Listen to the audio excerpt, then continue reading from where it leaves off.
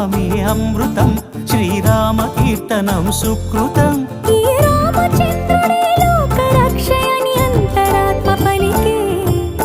జగదానందకారక జయ జానకి ప్రాణనాయక, శుభ స్వాగతం ప్రియ పరిపాలక. జగదానందకారక జయ జానకి ప్రాణనాయక, శుభ స్వాగతం ప్రియ పరిపాలక.